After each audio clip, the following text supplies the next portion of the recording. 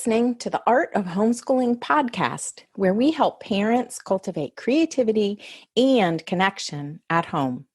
I'm your host, Jean Miller, and here on this podcast, you'll find stories and inspiration to bring you the confidence you need to make homeschooling work for your family. Let's begin.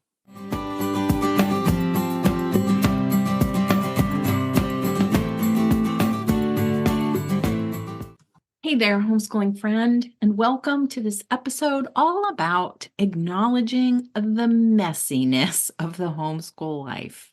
Today, I'm here to encourage you to take messy action. Here's what I've come to realize in my over 30 years in education. As parents and as teachers, we all have to be willing to take imperfect action. Just buying a curriculum and reading about what to do is not going to change your homeschool or help your children learn. We need to take action, and we need to be willing to take imperfect action, messy action, because I often say it's the doing that counts. This episode is inspired by my own experience, which I now know after talking to hundreds, maybe thousands of homeschooling parents is quite common. Here's how it went for me. Early on in my homeschooling journey, I felt like I was on an emotional roller coaster. I would try singing songs for circle time and leading my kiddos in a clapping rhyme, but then my two boys would end up in a puddle, rolling around, wrestling on the floor, and I would give up. That happened over and over and over again. But here's the thing. Change takes time. Learning something new takes time. For goodness sakes, time takes time. I want to encourage you to make homeschooling as easy as possible so that you follow through and keep at it. That's the only way to experience success. And that's why I focus so much on simplicity. I learned this the hard way. Believe me, I am an overcomplicator for sure. Over and over again, this sabotaged my homeschooling.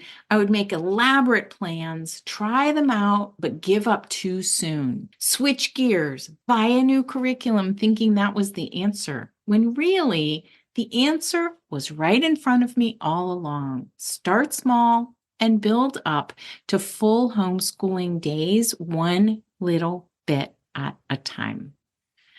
But we do have to start. As Mark Twain said, and this is a quote, "The secret to getting ahead is getting started." When we overcomplicate, we give up or just don't even start at all. When we think we have to have it all figured out before we begin, we just never get started. The truth is we have to be willing to be awkward, right? And make a mess in order to get any better at all. And this applies to homeschooling as much as anything else. That's why I created the Inspired at Home community.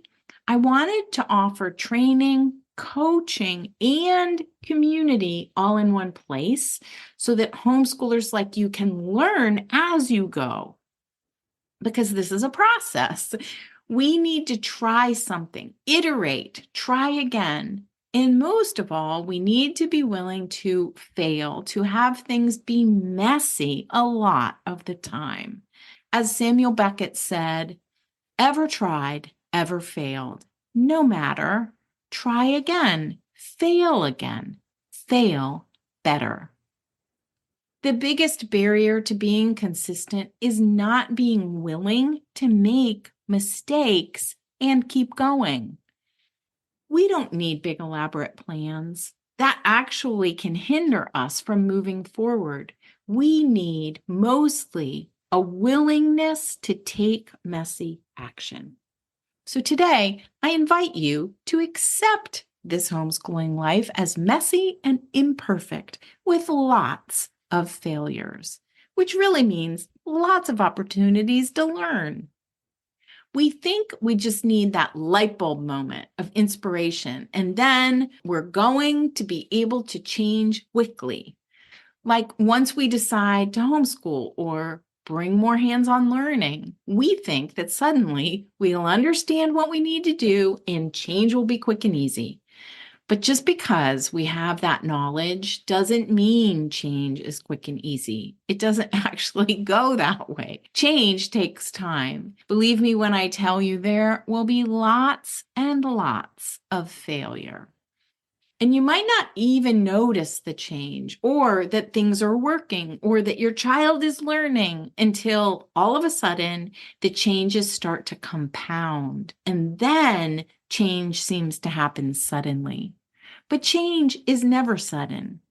James Clear talks a lot about this in his book, Atomic Habits. I'm reading this book right now. It's great. We need to hang in there until the change becomes visible. That is one of the most important messages I'm getting from this book. I'll say that again. We need to hang in there until the change becomes visible. So give yourself some grace and be realistic. Reading one book or watching one video is not going to change things overnight. The only thing that changes you is long-term action, being consistent. So do whatever it takes to take messy, imperfect action. Remember, it's progress over perfection. Because if we can make progress, change happens gradually over time.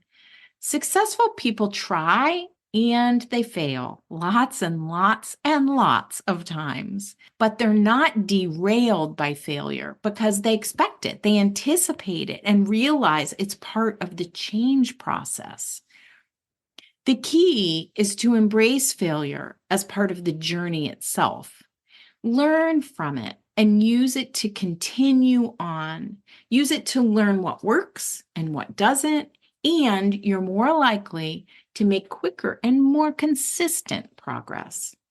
As Albert Einstein said, failure is success in progress. And another mantra I have found so very helpful over the years is this: there is no such thing as failure, only feedback. Perfectionism will hold more people back than anything else. If you find you struggle with perfectionism, go have a listen to episode 164 here on the podcast called The Spectrum of Perfectionism. I hope this episode here has encouraged you to take messy action. I'll leave you with one more quote to write in your planner or put on a Post-it note in plain sight. Walt Disney said, "Everyone falls down. Getting up is how you learn to walk." Wishing you the very best on your homeschooling journey, and let me know how I can help. You can find the show notes for this episode at artofhomeschooling.com/episode 170. That's all for today, my friend. But here's what I want you to remember. Rather than perfection, let's focus on connection. Thanks so much for listening, and I'll see you on the next episode of the Art of Homeschooling podcast.